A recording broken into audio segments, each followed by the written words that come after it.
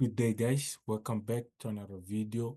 On today's video, I have NASDAQ 100, and hopefully by the end of this video, you guys are gonna know what to do. Like, you're gonna have an idea on how to analyze and trade NASDAQ for this coming week and for the future times when you trade. So let's get right into the video.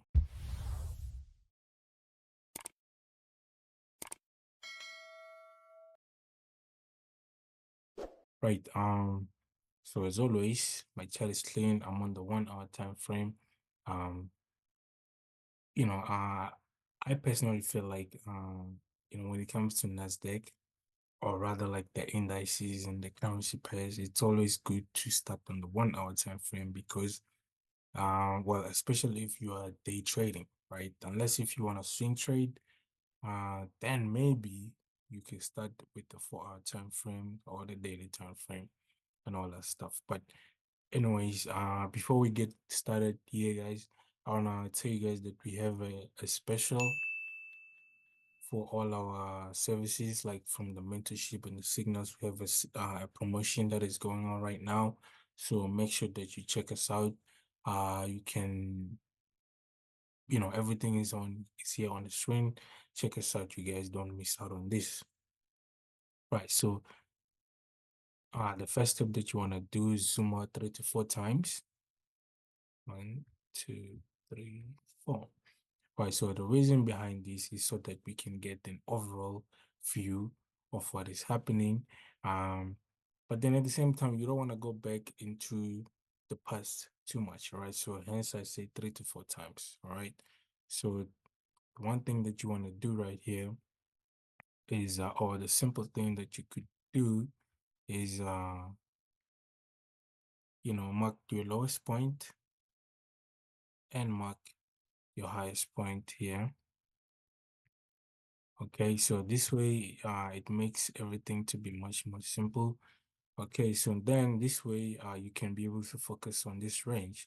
So remember, the price moves from the left to the right, so you can just start here, right? See where the price is it starting from this lowest point, or is it starting from this highest point? So in our case here, it's starting from the lowest point going to the highest point, meaning that this is indeed a bullish market structure. Okay, so this one is very, very clear, but at the same time, it's always good to make sure that we trace and and highlight the most obvious highs and lows.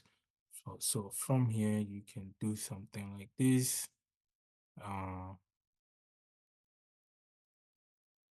Okay, again, like I'm saying, highlight your most obvious highs and lows. So from here, this is what we have.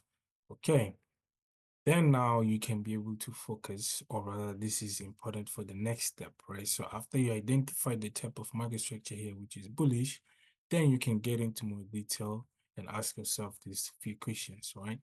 What is the most important thing when it comes to a bullish market structure, right? The first point, or the first thing that should come to your mind, is that you should focus on the higher lows, right? Rather than most recent higher low, right? So the reason behind this is that if a high low is broken on a bullish market structure, then the whole structure is going to be considered changed, right? So from here, let's start here. This would be a higher high. This would be a higher low, a higher high, a higher low, a higher high, and then here a higher low, a high high, and then here a high low, then here a higher high. Okay, so like I said, you have to focus on the most recent higher low and the higher high, right? So the easiest thing that you could do is to just highlight those higher high and high low, so that you don't get confused as to which point is, like which point do you need to like focus on the most. So from here, you can just do this. This is your higher high, your high low.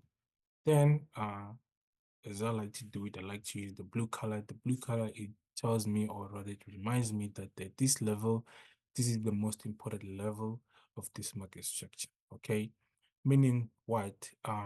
If a high low is broken, like I said, the structure is going to be changed, then I'm gonna know, right? As long as I'm above here, I can still look for buys. All right. But that's one thing.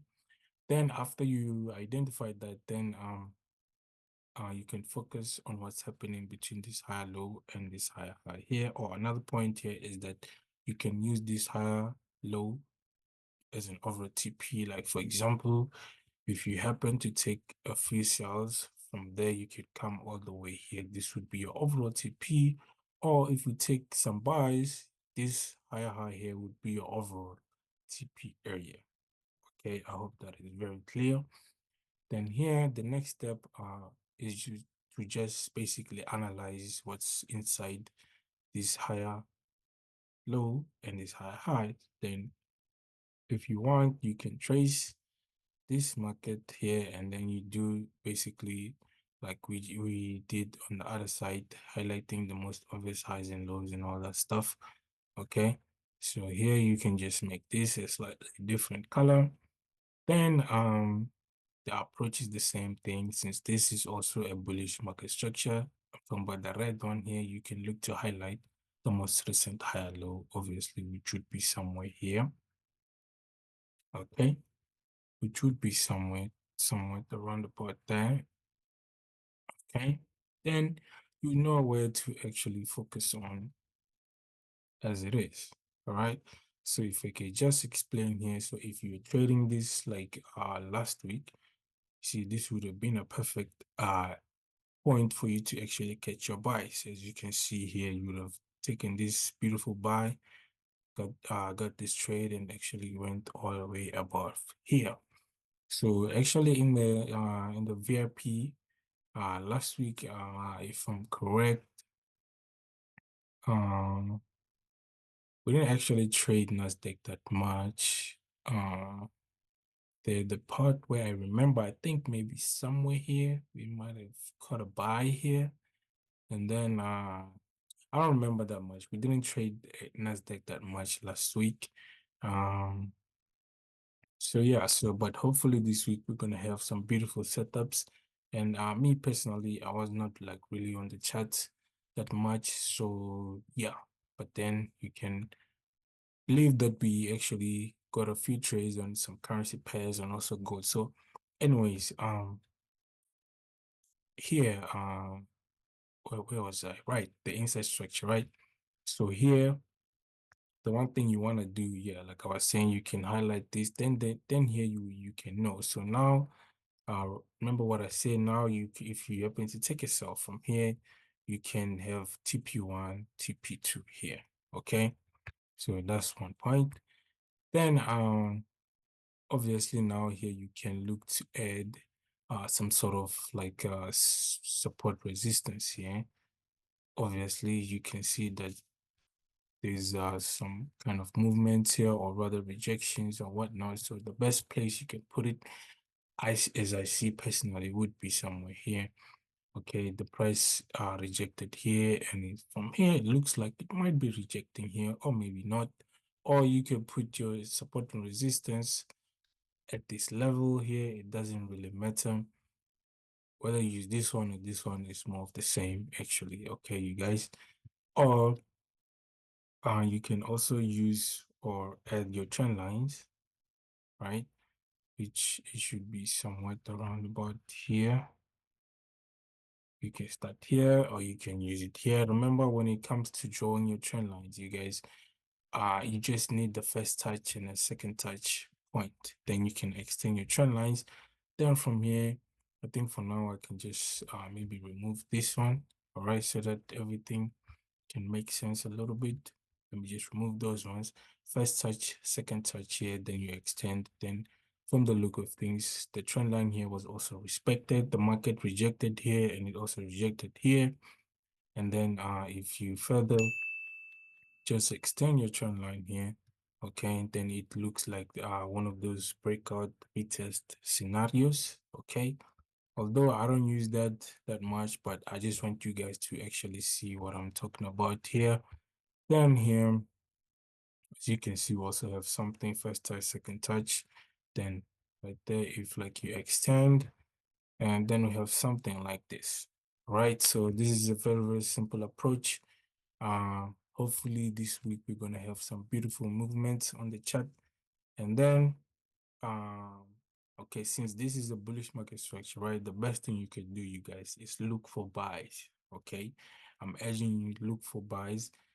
The only proper time where I can say look for sales for me personally would be if we get a break below here. But understand me, if you can be able to do what we call counter trade, like trade the pullbacks of a trend, right, or of a structure, then the best way you could do, as you can see here, if you're below this resistance, you can take your sales from this point up until here, all right, like this, right? So meaning if you take your sell here, your TP would be here, then you get a break below here, you can edge your trades and take it up until there, all right?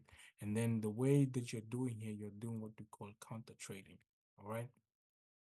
So reason why I'm saying, or why I'm actually explaining this, is because some people might say, you're missing out on this.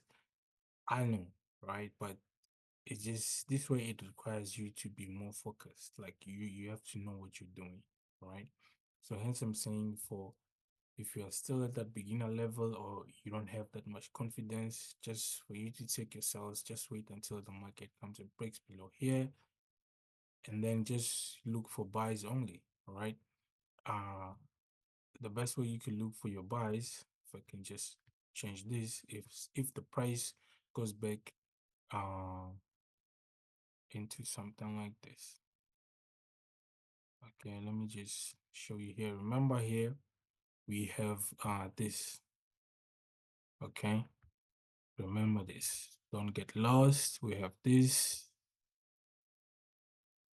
right? This is still a bullish market structure, meaning that this higher low rather here is still not broken. All right, maybe people are getting confused because of the, okay, yeah, let's do it like this. If as long as price is still above this, right, in terms of this small infrastructure, you're supposed to look for buys. So if the price comes back here and it gives you proper confirmations, you can still catch your buys here, right?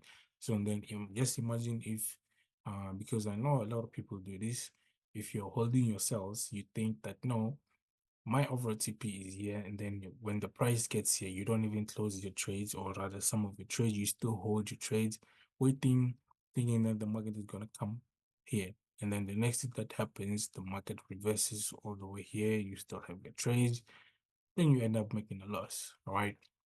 Reason why I'm saying this again is when you're trading currency pairs or also NASDAQ and all these indices, remember they are affected too much by the fundamentals, which are the news. All right. So news, they can cause a lot of volatility, like a lot of uncertain movements, like spikes. Okay. You find that the market just spikes and then continues to move in that direction. So remember all that I said. Okay.